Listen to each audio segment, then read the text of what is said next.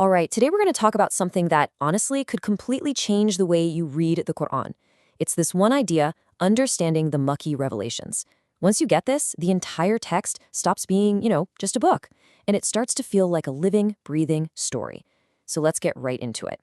So, have you ever been reading the Quran and just felt a switch flip? One minute the verses are short, they're powerful, almost like poetry, and then suddenly, boom, you're reading something that's way more detailed, almost like a legal text. Well, I'm here to tell you that's not random at all. There's a really good reason for that, and it all boils down to one word: context. Okay, so what does Makki even mean? Well, here's the first big takeaway.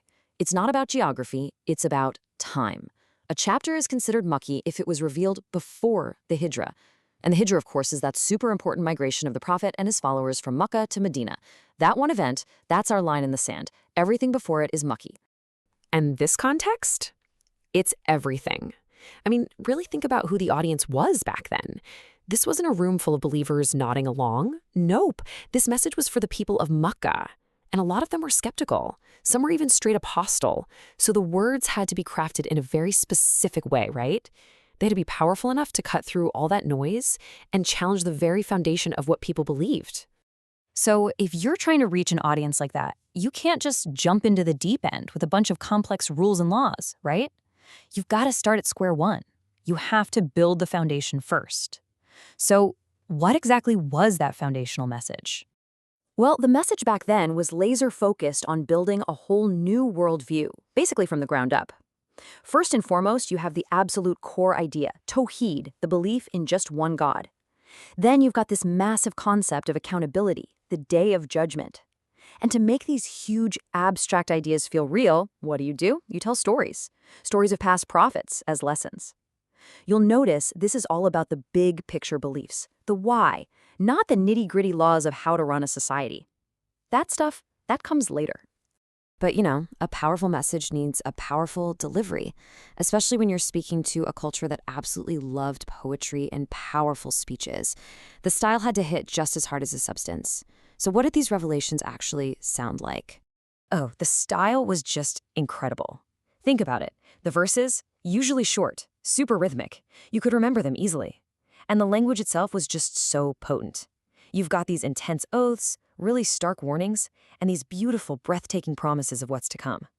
See, the goal wasn't just to convince the mind, it was to grab you by the heart.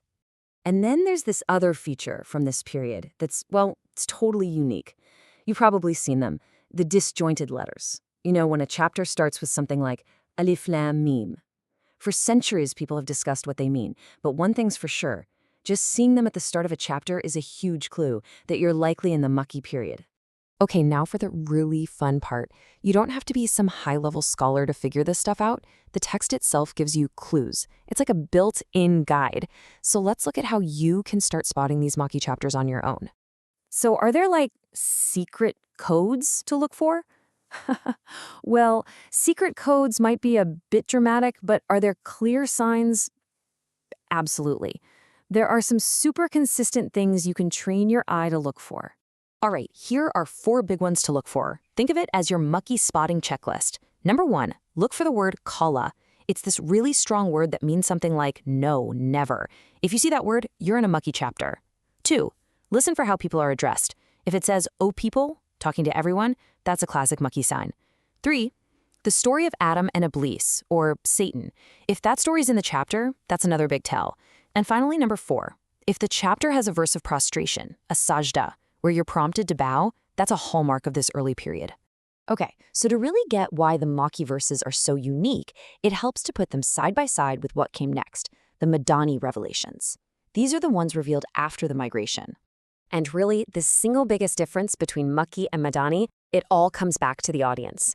We've talked about how the Makki verses were for this broad, sometimes skeptical audience.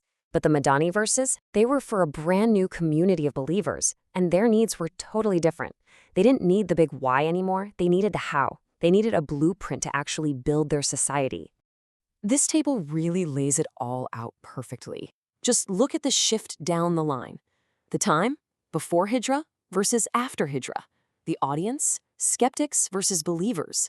The topics, big picture faith versus detailed laws for society. Even the style changes. from that short, powerful emotional language to longer, calmer, more detailed verses. And of course, the address changes from O people to O you who believe. It's a complete evolution, right? So if you want a simple way to think about all this, here it is. The Maki period was all about building a movement. It was that powerful, poetic message designed to inspire hearts. The Madani period? That was about building the community. It's the detailed plan, the blueprint. First, you inspire the people. Then you give them the tools to build. Which leaves us with one final question for you to think about. Now that you know this, now that you understand the context, the audience, the style for each period, how is that going to change the way you read the text next time? Because once you have this key, it really does stop feeling like just a book, and it starts to feel like a living story unfolding right in front of you.